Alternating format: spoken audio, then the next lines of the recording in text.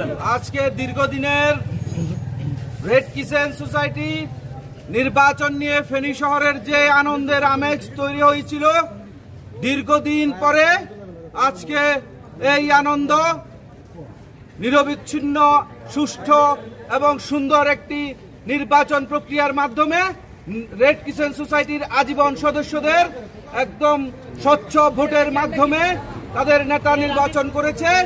আমি সেক্রেটারি হিসেবে প্রতিদ্বন্দ্বিতা করেছি। ইনশাআল্লাহ তাদের ভালোবাসা এবং দোয়ায় আমি বিজয় হয়েছি। ভাইস প্রেসিডেন্ট হিসেবে যিনি নির্বাচিত হয়েছেন তাকে আপনারা সবাই চিনেন, ফেনী শহরের একজন স্বনামধন্য ব্যবসায়ী এবং সাবেক জেলা বিএনপির সাধারণ সম্পাদক, রেড কিচেন সোসাইটির সেক্রেটারি ছিলেন এবং রানিং ভাইস প্রেসিডেন্ট ছিলেন। হয়েছেন নির্বাচিত হয়েছে।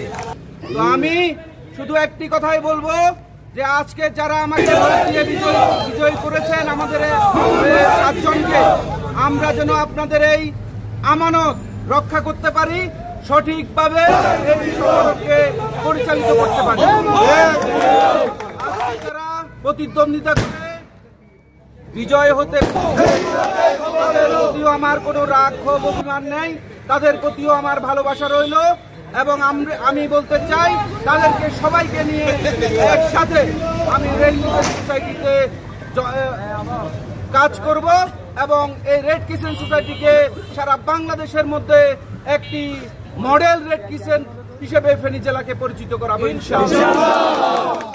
সবার কাছে আবারও কৃতজ্ঞতা পোষণ করে আমি বিদায় নিচ্ছি। সবাই আমার জন্য দোয়া করবেন।